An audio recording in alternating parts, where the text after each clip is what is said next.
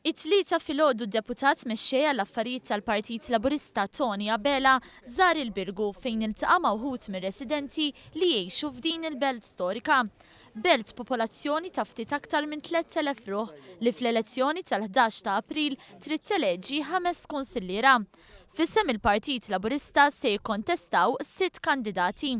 Flimkien magħhom Tony Abela żar iż-żona tal-Kollakjo li fiha sar proġett tal fuq minn 10 miljun euro f'pavimentar, xogħol li għadu għaddej ukoll bħalissa fiż-żona tal-madwar.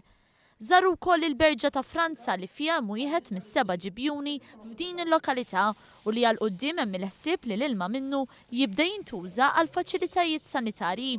Id-deputat mexxej Tony Abela stqar li l-Birgu hija lokalità b'karatteristiċi partikolari u potenzjal kbir għal attivitajiet kulturali u bħala attrazzjoni turistika.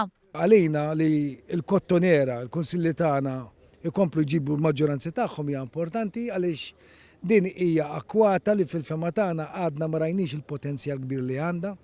Jiena ngħid li fi ftit snin oħra il-kottonera se tkun waħda mill-isbaħ postijiet kulturalment u anke mill-aspett turistiku. Naħseb il-kunsilli f'dan ir-rigward ħajkunu qegħdin iġibu differenza kbira ta' kif isiru l-affarijiet. Huwa żied jgħid li dan il-Kunsill b'maġġoranza Laburista għandu jservi ta' eżempju għal kunsilli oħrajn biex jagħtu lir-residenti dak li jxirqilhom.